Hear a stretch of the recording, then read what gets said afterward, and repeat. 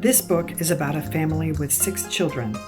The oldest one is a girl named Agustina. The 4 boys in the middle are named Bautista, Carlo, David, and Esteban. The youngest one is a girl named Faustina, and the dog's name is Buddy. Mama and Papa say that they did not mean to name the children names that began with A, B, C, D, E, and F. They said that the first 3 names just kind of happened, and then they thought it was funny, so they kept on with the last 3. When Faustina came along, she liked to copy everything that her big sister Augustina did, so now the 2 sisters are called Tina and Tiny Tina. There is another important thing about names. Always remember to write Papa with an accent, like this, A accent. People in Argentina speak Spanish, and words in Spanish mean a different thing if they do not have the accent. La Papa with no accent means the potato. El Papa with no accent is the Pope. Papa is a kind soul and does not deserve to be called a potato. For sure, he is also not the Pope. So never forget the accent. Straight up into the mountains. The children's city is surrounded by fields of lemon trees and sugarcane, with the Andes Mountains towering in the background. A straight, flat road runs right through the city. As soon as it gets to the edge of the city, it takes a sudden bound and goes up the mountains. The road up the mountains is very steep, and it swoops back and forth around dozens of curves. All that back and forth motion makes some people feel funny when they are driving up this road. Mama is one of these people, Augustina is another, and Faustina is a third. Luckily, Papa loves to drive in the mountains, so when they go on mountain adventures, everyone who feels funny can close their eyes and ignore the road. It's always worth it when they get to the top because it is so beautiful. This is a true map of the swoops and curves of the mountain road. One weekend, the family decided to go exploring in the mountains. At the top of the twisty road, everyone got out to look down at the valley below. Above their heads towered a huge statue of Christ, reminding everyone that he is always blessing the city and the people. I bet if I kicked a soccer ball off this mountain, it would land all the way down at our house, said Esteban. I bet it wouldn't, said Carlo. But it would sure be funny to look up and see a soccer ball falling out of the sky. Look over there, said David. That guy rode his bike up this mountain.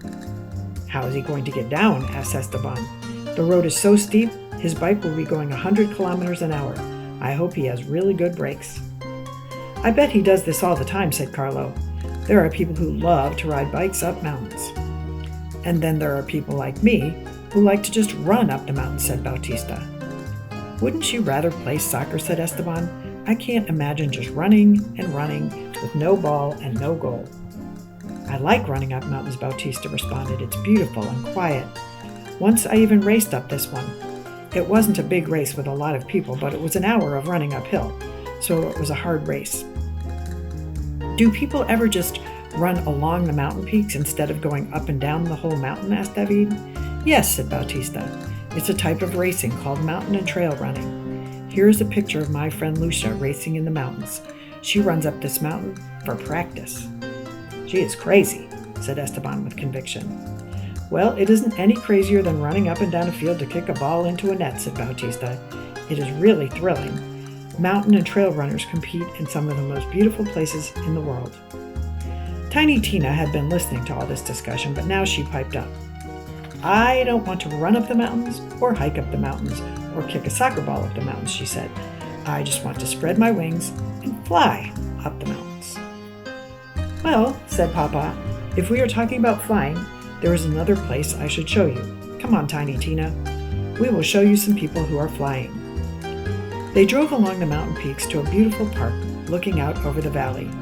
Here the mountainside is very steep and a strong wind blows upward, so it is a famous place for people to harness themselves to giant wings and go flying. This sport is called paragliding, and the flyers are called pilots.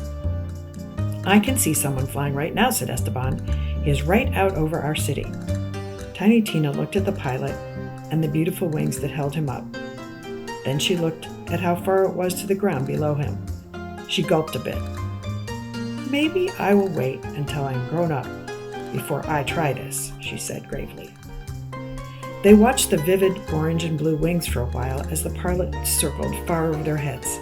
Then they realized he was flying lower and coming towards them. "Look out," said Carlo. "He's coming into land. We'd better move out of his way." "Wow, that was a perfect landing," said Augustina, as the pilot came to a stop on the hillside and began folding his sail. A few minutes later, another paragliding pilot started getting ready to fly right in front of them. His bright-colored sail was laid out across the grass, and he faced toward the children while he checked his ropes.